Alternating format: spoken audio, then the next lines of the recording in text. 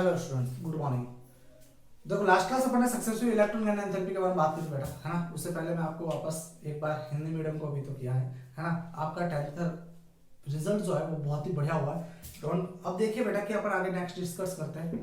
और मैं अब सोचता हूँ बेटा कि जिनके दिमाग में ये चल रहा था कि सर अपन क्या सब्जेक्ट ले, क्या सोच रहे हैं, क्या ले सर, ये पढ़ो वो पढ़ो, है ना। अब डोलना बंद कीजिए। अब सब आपका रिजल्ट भी आ चुका है ना। अब आप तो अपनी पढ़ाई के ऊपर फोकस करो। अब जितना ज्यादा लेट होगा आपको ही लॉस है बालक, है ना। लॉस नहीं करवाना है। अब तो आप बने रहिए और कंटिन्यूसली आप क्या करो, हाँ, नोट्स को भेजो और साथ में आप जो होमवर्क दिया जा रहा है उसको आप भेजना स्टार्ट किया, ठीक है बेटा। अच्छा देखो, लास्ट क्लास अपन ने जो सक्सेसिव इलेक्ट्रॉन गैन एंथैल्पी के बारे में बात की थी, तो सक्सेसिव इलेक्ट्रॉन गैन एंथैल्पी के साथ ही अपन देखा है तो sir gain electron gain enthalpy और इलेक्ट्रॉन एफिनिटी, इन दोनों को अपन क्या किया बेटा, अभी अभी अपन ने क्या किया बेटा, अलग अलग लेके चल रहे हैं। यस बालक, ये अपन पहले बात कर चुके हैं और अब भी मैं यही कह रहा हूं कि इलेक्ट्रॉन गैन एंथैल्पी और इलेक्ट्रॉन लब्धि एंथैल्पी को क्या करना बेटा, हाँ, अलग अलग ही लेके चलना है। इलेक्ट्रॉन गैन एंथैल्पी और इलेक्ट्रॉन एफिनिटी दोनों को डिफरेंट लेके चलो, है ना। हाँ, कुछ किताबों के अंदर इसको सेम लेके चला गया है, लेकिन अपन को सेम लेकर नहीं चलना है। अपन क्या करेंगे बेटा, इसको साथ साथ, अब मैं चाहता तो मैं पहले इलेक्ट्रॉन एफिनिटी पढ़ा लेता और इसको उसके बाद इलेक्ट्रॉन गैन एंथैल्पी पढ़ा लेता, लेकिन मैंने दोनों को साथ पढ़ाया। दैट इज यहां पर आपका कुछ ना कुछ फायदा है, ठीक है बेटा। इसी वजह से मैंने साथ साथ पढ़ाया, वरना चाहता तो अलग अलग भी पढ़ा देता, है ना। ध्यान दीजिएगा बालक कि जो अपने यहाँ पर पढ़ रहे हैं इलेक्ट्रॉन गैन एंथैल्पी और इलेक्ट्रॉन एफिनिटी, यहाँ पर दोनों को अपने अलग अलग पढ़ा है ना। हाँ, विशेष तौर से अपने क्या देखा था कि इलेक्ट्रॉन गैन एंथैल्पी जो थी बेटा ऑलवेज नेगेटिव थी, बट यहाँ पर इलेक्ट्रॉन गैन एंथैल्पी जो है बेटा वो क्या है, पॉजिटिव एंड नेगेटिव दोनों के दोनों है। ये अपन पहले भी बात कर चुके हैं, ठीक है बेटा। अच्छा, अब देखिए कि आगे अपन डिस्कस कर लेते हैं कि सर क्या है। हाँ, एक एग्जांपल अपने पास है बहुत बढ़िया सा एग्जांपल। कौन सा सर, कि 16 ग्रुप के अपने क्या करना है, इलेक्ट्रॉन एफिनिटी के तौर पे उसको अरेंज करके देखना है ना। हाँ, उसके बाद एक क्वेश्चन भी करेंगे। तो सर 16 ग्रुप, ध्यान दीजिएगा सर, यहाँ पर मैं क्या बोल रहा हूँ, ग्रुप की बात की जा रही है ना। मैं कुछ स्पेलिंग शॉर्ट में लिख रहा हूँ। अच्छा, ग्रुप की बात की जा रही है तो ग्रुप में जो बेटा अपन क्या करते हैं, टॉप टू बॉटम चला जाता है। कैसे चला जाता है, टॉप टू बॉटम, ना कि लेफ्ट टू राइट। ध्यान देना इस बात का। अपन क्या करते हैं बेटा, टॉप टू बॉटम चलते हैं, top to, yes, top to bottom चला जाता है, लेफ्ट टू राइट नहीं चला जाता है ना। तो सर ग्रुप के अंदर तो अपन क्या चलते हैं, टॉप टू बॉटम चलते हैं। जब भी बात करेंगे किसी भी फैक्टर्स की तो सर क्या करेंगे, टॉप टू बॉटम चलेंगे। लेकिन अगर बात की जाए सर पीरियड के अंदर, तो पीरियड के अंदर क्या करते हैं बेटा, लेफ्ट टू राइट चला जाता है। कैसे चला जाता है, लेफ्ट टू राइट चला जाता है, ठीक है ना। इस बात का आप लोग विशेष तौर से ध्यान रखोगे। तो सर यहाँ पर अपन क्या करें, 16 ग्रुप की बात करें, और 16 ग्रुप आप लोगों ने जिन्होंने पीरियोडिक टेबल याद किए उनको पता है कि 16 ग्रुप कौन सा है। अच्छा, 16 ग्रुप कौन सा होगा बालक अपने पास, ये वाला सर, ओम सिंह से, है ना, ओम सिंह से टीपू, ये आप लोगों ने पढ़ा है ना। अच्छा, अपन जानते हैं बेटा कि अगर मैं यहाँ पर इलेक्ट्रॉन एफिनिटी की बात करूं तो electron affinity inversely proportional to क्या होती है, साइज होती है। दैट इज अगर मैं यहाँ पर इसको इंक्रीज करूंगा तो ये हमारे पास क्या होगा, डिक्रीज होगा, है ना। तो सर जनरल बात करें तो अपन क्या करें बेटा, टॉप टू बॉटम जा रहे हैं। अच्छा, टॉप टू बॉटम जाएंगे तो टॉप टू बॉटम जाने पर जनरली क्या होती है, साइज विल बी इंक्रीज। तो सर साइज क्या होती है, इंक्रीज होती है। तो बताओ जरा कि सर सबसे बड़ा साइज किसका, पोलिनियम का ना। तो सर ऐसे ऑर्डर चलेगा। ये ऑर्डर किसका है, जनरली साइज ऑर्डर है सर। कौन सा है, साइज ऑर्डर। मैं इसको हटा दूं ना, ये आप लोगों ने पढ़ा। अगर मैं यहां पर किसकी बात करूं, यस, इलेक्ट्रॉन एफिनिटी की बात करूं, तो सर वापस यही लिखना स्टार्ट करो। सर ये अपन ने लिख दिया, हाँ, और अपन को पता है सर किसके बारे में, एक ऑर्डर के बारे में। कौन सा order, sir electron affinity size का प्रोग्राम ये होता है। सर ऑर्डर अपने पास साइज का कौन सा, ये वाला। सर अगर इसको इंक्रीज किया है तो ये डिक्रीज होगा, मतलब साइज सबसे ज्यादा जिसकी होगी इलेक्ट्रॉन एफिनिटी उसकी क्या होगी, हमारे पास कम होगी। तो साइज बड़ी किसकी, इसकी ना। तो सबसे कम इलेक्ट्रॉन एफिनिटी इसकी होगी। यस बालक, अपन ने भी यही पढ़ा है अभी तक। तो सर ये ऑर्डर जो चल रहा है ये किसका ऑर्डर है बेटा, इलेक्ट्रॉन एफिनिटी का, ठीक है। चलो, ये ऑर्डर हमारे पास कैसे होगा बेटा, बिल्कुल बिल्कुल बिल्कुल गलत होगा। ध्यान देना इस बात का। तो करेक्ट ऑर्डर क्या होगा सर, करेक्ट ऑर्डर होगा यहां पर कि सर सबसे ज्यादा अगर बात की जाए, सबसे ज्यादा होती है सल्फर की, उसके बाद सेलेनियम, पोलेनियम, और सबसे लास्ट ऑक्सीजन। ये करेक्ट ऑर्डर है अपने पास किसका, इलेक्ट्रॉन एफिनिटी का। ऑर्डर ऑफ इलेक्ट्रॉन एफिनिटी, ये इलेक्ट्रॉन एफिनिटी का सबसे बेस्ट एग्जांपल है। और एग्जांपल के साथ बात करें तो सर ऑक्सीजन का सबसे कम इलेक्ट्रॉन एफिनिटी, ठीक है ना। विशेष तौर से ध्यान रखना वाला कि ऐसे इस प्रकार से अपने लास्ट क्लास के अंदर भी बात की थी, किसके बारे में, फ्लोरीन और क्लोरीन के बारे में भी कंपैरिजन कर रखा था, ठीक है ना। हाँ, अब देना आपको आगे जाकर एक कंफ्यूजन स्टार्ट हो जाएगा कि सर इलेक्ट्रॉन एफिनिटी में हमने फ्लोरीन और क्लोरीन की तो बात की थी, बट पूरी की पूरी पीरियोडिक टेबल में इलेक्ट्रॉन नेगेटिविटी जो होती है वो सबसे ज्यादा किसकी होती है, फ्लोरीन की होती है। दैट इज मतलब इलेक्ट्रॉन को अपनी तरफ खींचने की जो प्रोबेबिलिटी जो होती है वो सबसे ज्यादा किसकी होती है, फ्लोरीन की होती है। तो सर यहां पर अगर सबसे ज्यादा इलेक्ट्रॉन को खींचने की प्रोबेबिलिटी मतलब सबसे ज्यादा जो पावर है वो अगर फ्लोरीन के पास है, तो यहां पर फ्लोरीन जो है वो क्लोरीन से कम इलेक्ट्रॉन को क्यों एक्सेप्ट कर रहा है। तो सर इसको भी अपन आगे डिस्कस करेंगे, डोंट वरी, बने रहिएगा, है ना। अपने लास्ट क्लास के अंदर डिस्कस करेंगे किसके बारे में, इलेक्ट्रॉन नेगेटिविटी के बारे में। तो वहां पर मैं आपको क्लियर भी कर लूंगा और पूरा प्रोग्राम हो जाएगा, ठीक है। अभी तो आप देखिए सर ऑर्डर ऑफ ये चल रहा है, ठीक है। अच्छा, ऐसा क्यों हुआ, तो जनरली क्या है बेटा, due to small size of oxygen. Oxygen का जो साइज छोटा होने की वजह से ऐसा हुआ। जैसे अपने पास किसकी वजह से होता, क्लोरीन और फ्लोरीन के अंदर भी होता कि फ्लोरीन का जो साइज था वो छोटा था, तो फ्लोरीन का साइज जो छोटा था तो इलेक्ट्रॉन एक्सेप्ट करने में उसको दिक्कत हो रही थी बेटा, है ना। अच्छा, विशेष तौर से ध्यान दीजिएगा कि सर अपन पहले भी बात कर चुके और इस हिंट को भी याद रखना कि जब किसी भी एक एलिमेंट को इलेक्ट्रॉन दिया जाता है तो सर वो एनर्जी को क्या करता है, रिलीज करता है। और जब कभी भी किसी में से इलेक्ट्रॉन बाहर निकाला जाता है तो सर एनर्जी को क्या करना पड़ेगा, देना पड़ेगा। तो जब एब्जॉर्प्शन एनर्जी और रिलीज ऑफ एनर्जी, हाँ इलेक्ट्रॉन एंड एंथैल्पी में दोनों होते हैं कि सर एनर्जी को एब्जॉर्ब भी किया जाता है और इसके साथ साथ क्या किया जाता है, एनर्जी को रिलीज भी किया जाता है। लेकिन मकसद यहां पर क्या है, इलेक्ट्रॉन को देना, है ना। दोनों कंडीशन है, इलेक्ट्रॉन एफिनिटी के अंदर भी और इलेक्ट्रॉन एफिनिटी के अंदर भी और इलेक्ट्रॉन एंथैल्पी के अंदर, दोनों के दोनों अंदर क्या करना पड़ रहा है, हाँ मकसद एक ही है, इलेक्ट्रॉन को देना। हाँ, बात वो अलग है कि कंडीशन के हिसाब से कि सर वो जनरली क्या कर रहा है, इलेक्ट्रॉन को बाहर निकाल रहा है, सॉरी एनर्जी को बाहर निकाल रहा है या फिर एनर्जी को ले रहा है, लेकिन मकसद अपना क्या है यहाँ पर, इलेक्ट्रॉन को देना ही। कुछ कंडीशन जहां पर होगी वो अलग फैक्टर हो जाएगा, इलेक्ट्रॉन बाहर निकाला तो उस कंडीशन के अंदर अपन को क्या करनी पड़ेगी बेटा, एनर्जी को देनी ही देनी पड़ेगी। लेकिन अभी आप लोग यही याद रखोगे कि सर अगर इलेक्ट्रॉन को दिया जा रहा है, एनर्जी को जनरल वो रिलीज करेगा। वो कुछ फेवरेबल कंडीशन होती है जहां पर वो एनर्जी को लेता है, लेकिन कंडीशन नंबर 1 पर तो वो एनर्जी को रिलीज ही करेगा। बात नंबर 2 कि अगर इलेक्ट्रॉन्स को बाहर निकाला जा रहा है तो एनर्जी को देना पड़ेगा, ठीक है बेटा। ध्यान दीजिएगा कि अगर एक को दिया जा रहा है तो दूसरा बाहर निकलेगा और एक को लिया जा रहा है तो एक को बाहर निकाला जा रहा है तो दूसरे को दिया जाएगा, ठीक है ना। तो सर बढ़िया सा यही है, अपने सीधा याद रखो, है ना। चलिए सर इस एग्जांपल को उतारे, फिर अपने क्या करते हैं, क्वेश्चंस करते बेटा।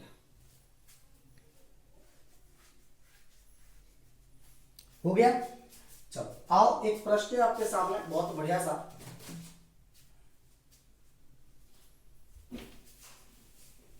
लिखिएगा।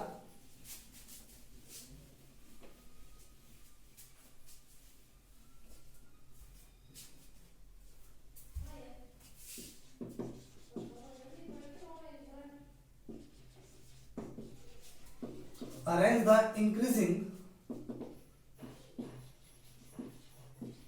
order of electron affinity and electron and enthalpy। अपन को अरेंज करना है और डेटाज आपके पास बेटा कुछ इस प्रकार ये दे रखा है ना। डेटाज क्या क्या, एक तरफ लिखिए आप एलिमेंट को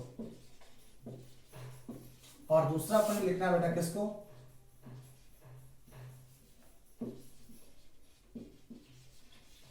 एनर्जी को, ठीक है। ऑक्सीजन, सल्फर, टीपो, इसका -144 किलो जूल मोल इनवर्स। इसकी जो वैल्यू है वो कितनी है, 200 किलो जूल मोल इनवर्स। इसको जो वैल्यू है बेटा 195 किलो जूल मोल इनवर्स, और इसकी जो है value 190 kilo joule mole inverse, और लास्ट एंड फाइनल इसकी जो वैल्यू है वो इतनी दे रखी है, ठीक है।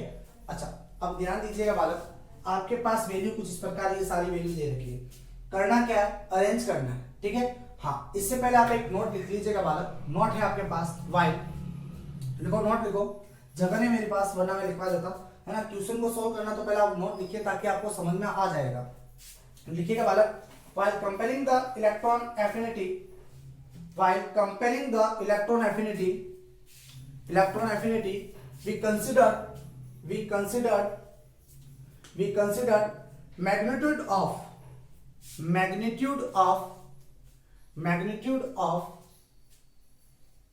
their values, but while comparing electron and enthalpy, we considered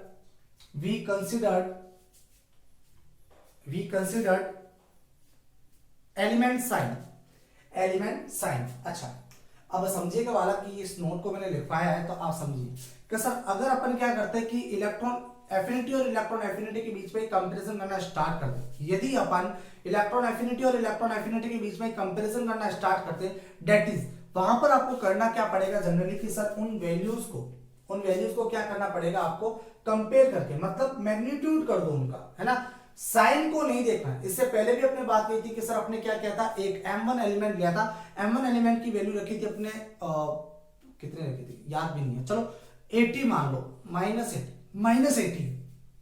ठीक है, और दूसरी वैल्यू रखी थी अपने किसके बेटा, M2 की, जिस पे वैल्यू कितनी थी, -180 वैल्यू थी, ठीक है। अब इन दोनों में अगर मैं कंपैरिजन करना स्टार्ट कर दूं तो इन दोनों में कंपैरिजन कहता क्या है जनरली सर, कि सर यहां पर -180 की जो वैल्यू थी, -180 की वैल्यू, उस कंडीशन के अंदर सबसे ज्यादा इलेक्ट्रॉन एंथैल्पी थी, सॉरी इलेक्ट्रॉन एफिनिटी थी, बराबर। मतलब जब आप इलेक्ट्रॉन एफिनिटी को देखो तो उस कंडीशन के अंदर आप क्या करो बेटा, उस साइन को नहीं देखना है, सिर्फ उसका मैग्नीट्यूड देखना है ना, साइन नहीं, सिर्फ मैग्नीट्यूड। लेकिन जब इलेक्ट्रॉन एंथैल्पी की बात की जाती है तो जनरली अपन क्या करेंगे बेटा, यस क्या करेंगे, उसके एलिमेंट के साइन को देखकर पता करना पड़ेगा, उसके वैल्यूज की साइन को देखकर पता करना पड़ेगा कि सब उसमें कौन सा बड़ा और कौन सा छोटा है, ठीक है। तो इसी को सॉल्व करना उसके बेस पे। अच्छा, अब आइए जरा कि सर अगर अपन उसके बेस पे सॉल्व करेंगे तो सर पहले इलेक्ट्रॉन एफिनिटी की बात की तो इलेक्ट्रॉन एफिनिटी जो होता है वो क्या होता है, मैग्नीट्यूड होता है। अच्छा, मैग्नीट्यूड होता है बेटा वैल्यू का, तो यहां पर लिख सकता हूं कि सर वैल्यू का मैग्नीट्यूड है ना, तो सर वैल्यू का मैग्नीट्यूड है तो यहां पर माइनस आया तो माइनस प्लस को हटा दीजिए।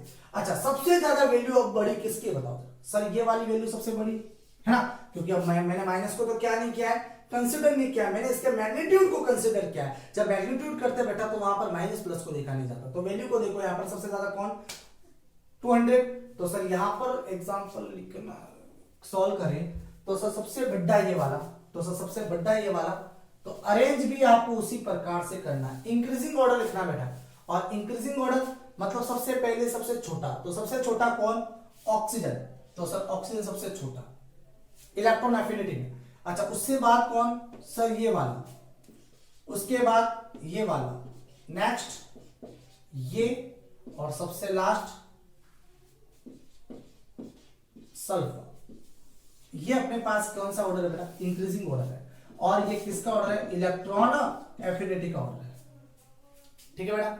आइए अब हटा दूंगा इसको, अब अपने काम की चीजें नहीं है, चलो काम की चीजें भी मान लेते हैं। सर अब अपन को क्या करना कि अगर मैं इलेक्ट्रॉन एंथैल्पी की बात कर लूं तो सर इलेक्ट्रॉन एंथैल्पी हमेशा क्या करता बेटा, प्लस माइनस को देख के चलता, उसके साइन को देख के चलता। अच्छा, अब सबसे बड़ा नंबर कौन सा बताओ जरा, सर ये वाला है ना।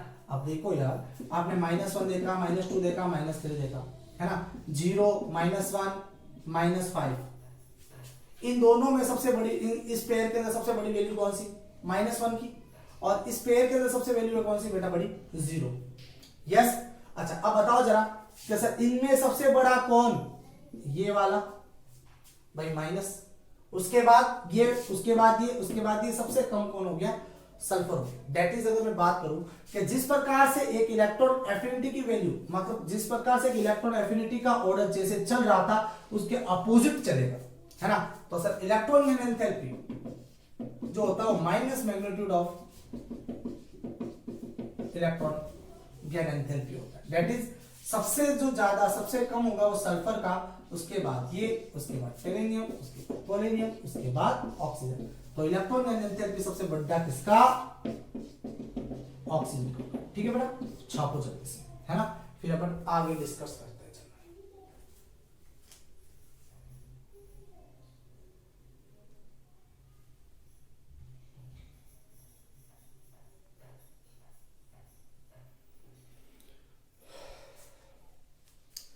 हो गया। चलिए नेक्स्ट हेडिंग लगाने वाला applications of electron and enthalpy.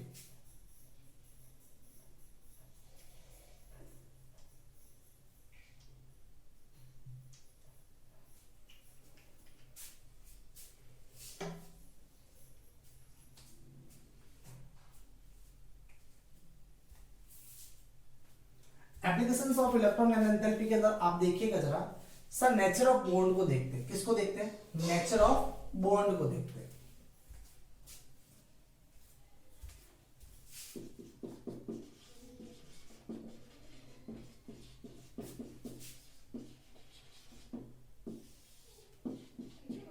Nature of bond, nature of bond के बारे में अगर डिस्कस किया जाए तो जनरली अगर नेचर ऑफ बॉन्ड देखा जाए तो नेचर ऑफ बॉन्ड क्या होता है सर?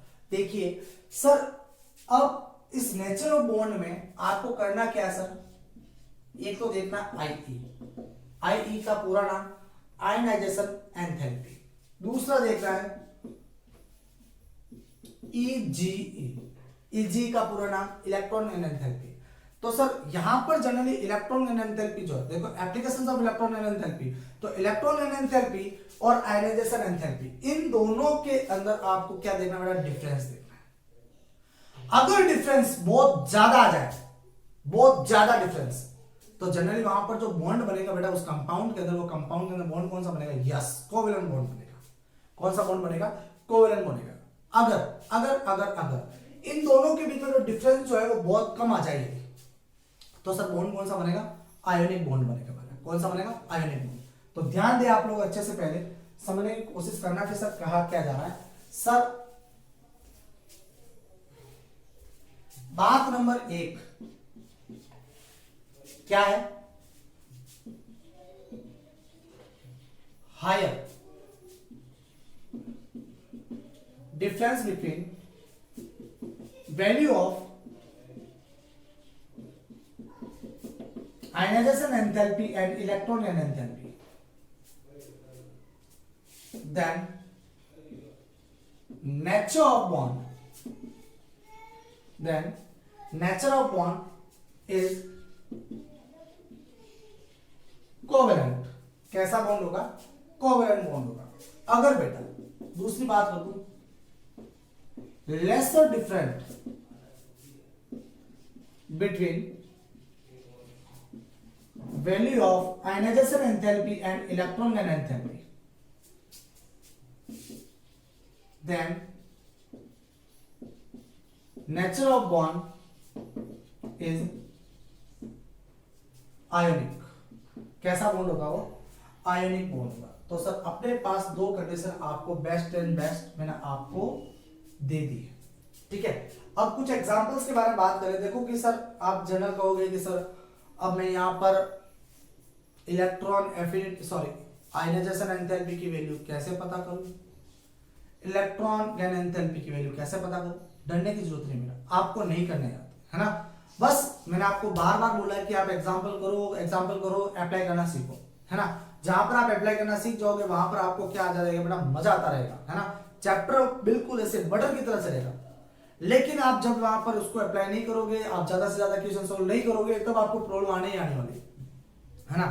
देखिए इस बात का विशेष तौर से ध्यान रखना कि अगर मैंने आपको ये पढ़ाया है और आप रट्टा मारने बैठ गए, ये लो सर रट्टा मार लिया, और रट्टा मारने के बाद होगा क्या आपका? है आज याद है, कल याद है, परसों याद है, भूल गए। अगर आपको लॉन्ग टाइम तक याद रखना है तो लॉन्ग टाइम को याद रखने के लिए आपको क्या करना पड़ेगा? ज्यादा से ज्यादा क्वेश्चन प्रैक्टिस करनी पड़ेगी, है ना। जितनी हो सके डीपीपी सोल्व करो, क्वेश्चन जितने ज्यादा सोल्व करोगे आपको चैप्टर उतना ही आसान लगता रहेगा। क्वेश्चन सोल्व नहीं करने वाले तो आपको चैप्टर उतना ही टफ लगेगा, नहीं आने वाला डेट इज नहीं आने वाला, ठीक है। तो मैं आपको बार बार एक ही बात बोल रहा हूं कि आप लोग क्या करो, क्वेश्चन को ज्यादा से ज्यादा सोल्व करो, है ना। क्वेश्चन को सोल्व करोगे तो आपको मजा आता रहेगा, ठीक है ना। तो जनरली देखिए कि सर यहाँ पर वैल्यू को याद रखना जरूर नहीं है। और नेचर ऑफ बॉन्ड के बारे में जनरली बात की जा रही है, मैं आपको और आगे एक चैप्टर आएगा इसके बाद में कोवेलेंट बॉन्ड, है ना, केमिकल बॉन्डिंग। केमिकल बॉन्डिंग में आपको अच्छे से बताऊंगा सर वहां पर अपन कैसे क्लासिफाइड कर सकते हैं उसको, ठीक है बेटा। तो देखिए अगर आपको वो अच्छे से पढ़ना है तो इसको अच्छे से करना पड़ेगा, है ना। लगभग आपके जितने भी लैकिंग इन टू परंते वाले क्वेश्चन है, बट वाई, है ना, ऐसे जितने भी क्वेश्चन है उनको यह करना है तो इनके कॉन्सेप्ट सीखने पड़ेंगे आपको, कॉन्सेप्ट ही सीखना बस, है ना। कैसे होता है, क्यों होता है, कि सर ये सॉलिड में है तो ये लिक्विड में क्यों है, ये गैस में क्यों है, इन सबको करना है तो भाई इनको पढ़ना ही पड़ेगा, फैक्टर्स को याद रखना पड़ेगा। Electron affinity, electron enthalpy, Z effects, leading effect, है ना, आयनाइजेशन एंथैल्पी और electron negativity, is a very important. पूरे चैप्टर में ये बहुत ज्यादा इंपॉर्टेंट है। मैं ये नहीं कह रहा कि आप जितनी पहले हिस्ट्री पढ़ाई गई है उन हिस्ट्री को याद करो, नहीं, हिस्ट्री को याद नहीं करना, सुना बस इतना काफी है, मेरे लिए काफी है ना। और देखिए कि ज्यादातर उससे क्वेश्चन नहीं पूछे जाते, है ना, आपने 11th क्लास में पूछे जा सकते हैं कि सर ये ऐसा क्यों है, इसकी हिस्ट्री ऐसी, ये क्या है, मैंडलेव क्या है, डबल क्या है, इनके बारे में पूछा जा सकता है 11th क्लास के अंदर, है ना। बट पेपर में क्वेश्चन आ सकता है अगर आप जो भी लोकल एग्जाम दो, है ना, स्कूल के हिसाब से, तो वहां पर आ सकता है, लेकिन कंपटीशन में वहां पर पूछने की प्रोबेबिलिटी जो बेटा बहुत बहुत बहुत कम है ना। आप थोड़ा बहुत याद रख सकते हो, लेकिन परफेक्टली उसकी हिस्ट्री को आप इतना रटने मत बैठ जाना। आपको याद करना, कॉन्सेप्ट को याद करना, इनको याद करो। अब वैल्यूज को याद नहीं किया जा सकता, मैंने पहले बोला है ना। तो सर आयनिक अगर नेचर देखना है तो सर आयनिक नेचर की बात करें तो सबसे पहली बात कि सर ये डिफरेंस देखेंगे इसमें, तो सर ये जो डिफरेंस देखा जाता है ये किसी न किसी एक कंपाउंड के अंदर देखा जाता है। कंपाउंड कौन से, सर मान लो कि मेरे पास NaCl हो गया, KCl हो गया, KNO3 हो गया, KNO3 हो गया, और कौन सा सर NH4Cl हो गया, सर BF3 हो गया, CCl4 हो गया। सर ये जनरली हमारे पास सारे के सारे क्या है, कंपाउंड्स है ना, ये सारे के सारे कंपाउंड है। इन कंपाउंड्स के अंदर आपको पहचानना है कि सर इतने सारे पड़े, कौन सा आयोनिक है और कौन सा कोवेलेंट है, तो सब देख के कैसे पता करें। सर ये तो हलवा वाली बात होगी, डोंट वरी बालक, आप लोग देखोगे, समझोगे और कहोगे सर इसमें ये डिफरेंस है और इसमें ये डिफरेंस है ना, ये आप लोग कहोगे, मैं नहीं कहने वाला, इतना आसान हो जाएगा आप लोगों के लिए, ठीक है।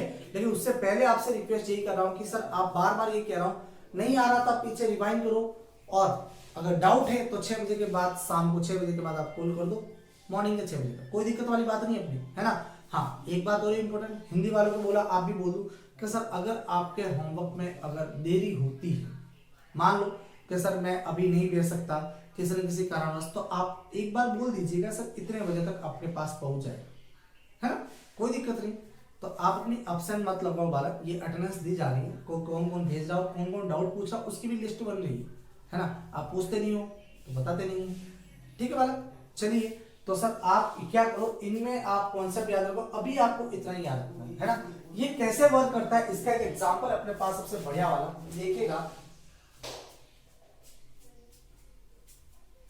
देखो सर एक एग्जांपल अपने पास कौन सा, NaCl का, और दूसरा अपने पास कौन सा, BF3 का, है ना। BF3 और NaCl, BF3 और NaCl क्या बोलता, देखिए NaCl के अंदर देखा जाए तो सर यहां पर इसकी आयनाइजेशन एंथैल्पी और इलेक्ट्रॉन एंथैल्पी, इनके बीच में जो डिफरेंस आता है बेटा, वो डिफरेंस कैसा होता है, बहुत कम होता है। डिफरेंस कैसा है, लेस है, कम है। तो कम होने की वजह से अपन बोल देते हैं कि सर यहाँ पर बॉन्ड जो होगा वो कौन सा आएगा, आयनिक बॉन्ड होगा। जैसे इसकी जो वैल्यू होती है बेटा वो कितनी होती है, approximate 4966 kilo joule mole inverse होती है ना। अब अपर नीचे चल सकती है बेटा, ऐसी बात नहीं कि नहीं चल सकती, शायद इसकी वैल्यू कहीं कहीं किताबों के अंदर आपको 446 भी मिल सकती है ना, लेकिन होती इतनी है अप्रोक्सीमेट, दिक्कत वाली बात है, वैल्यू हमारे लिए इंपॉर्टेंट नहीं है। मैं वापस बोल दूं, इलेक्ट्रॉन एंथैल्पी की बात करें तो सर यहां पर इसकी वैल्यू कितनी होती है, सर इसकी वैल्यू होती है हमारे पास 398 किलो जूल मोल इनवर्स, इतनी वैल्यू होती है। कई कई किताबों में थोड़ा रिजम्बल चल सकता है, ऐसा नहीं है ना। अब देखो कि मैंने हिंदी वालों के अंदर भी थोड़ा डिफरेंस बताया है इसमें, है ना, कि सर इसकी वैल्यू इतनी हो सकती है, इसकी वैल्यू इतनी, मैं जस्ट एग्जांपल ले रहा हूं, वैल्यू फिक्स ये नहीं है, मैं बस आपको डिफरेंस बता रहा हूं कि सर ऐसा होता है, ठीक है। अगर आप इन दोनों में डिफरेंस निकालोगे तो सर डिफरेंस हमारे पास कितना आएगा, बहुत ही कम आने वाला है, ठीक है। सर इनके बीच में डिफरेंस कम आएगा तो जनरली हमें पता है कि सर बॉन्ड कौन सा होने वाला है, आयनिक बॉन्ड होगा।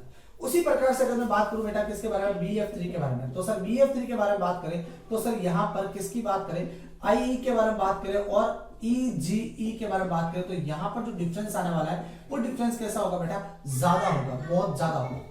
डिफरेंस ज्यादा कैसे सर, इसकी बात करें तो यहां पर इसकी वैल्यू होती है 6887 किलो जूल मोल इनवर्स के आसपास, ठीक है, इतनी वैल्यू होती है। और इलेक्ट्रॉन एंथैल्पी की बात करें बेटा तो यहां पर इसकी वैल्यू क्या होती है, बहुत कम होती है, कितनी, 398 किलो जूल मोल इनवर्स के आसपास।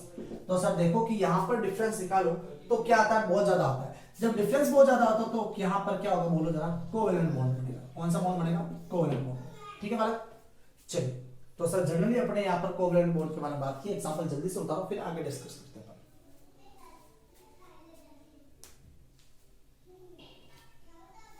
नेक्स्ट सुनो बालक,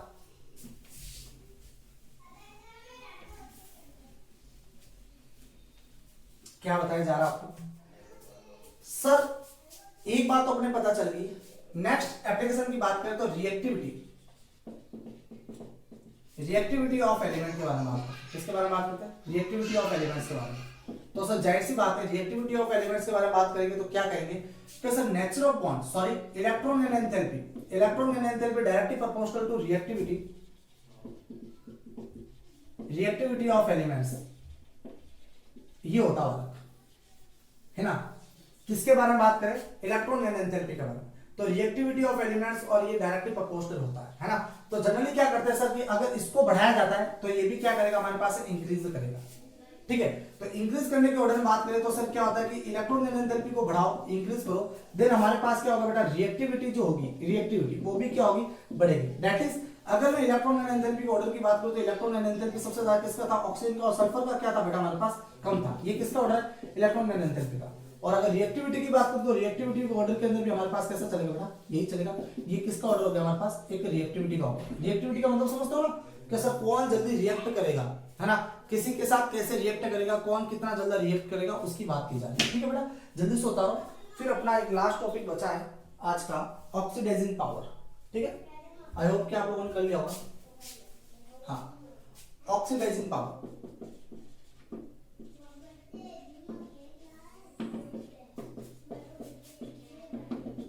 ऑक्सीडाइजिंग पावर जो होता है बेटा वो भी क्या होता है, डायरेक्टली प्रोपोर्शनल होता है। तो यहां पर भी आप लिख दो ऑक्सीडाइजिंग पावर। तो एक पल जो काज हो गया अपने पास सर, सेम ऑर्डर चलने वाला है यहां पर भी। तो सर एक को बढ़ाओ दूसरा बढ़ेगा, एक को घटाओ दूसरा घटने वाला है। ठीक है बेटा, चलो ये अपने पास इलेक्ट्रॉन एंथैल्पी और इलेक्ट्रॉन एफिनिटी हो चुकी है। अब आप क्या करोगे, इन दोनों को अलग अलग जो सेपरेट करवाया गया है मैंने और दोनों को साथ किया है, जो डिफरेंस है इनको आप अच्छे से याद करोगे। ठीक है, अब अपने पास दो फैक्टर्स और बचे, है ना, वो अपन नेक्स्ट क्लास के अंदर करते बेटा। आज के लिए अपने इतने देखते हैं, बाकी का अपन नेक्स्ट क्लास 2 टॉपिक और बचे उनको भी अच्छे से कवर करते हैं और बहुत इंपॉर्टेंट है ना। फिर आपको जितने भी डीपीपी के क्वेश्चंस हैं वो आपको सोल्व करना है। ठीक है, आज के लिए बाकी का बाय। ठीक है, कल देखते हैं, बाय बाय बेटा।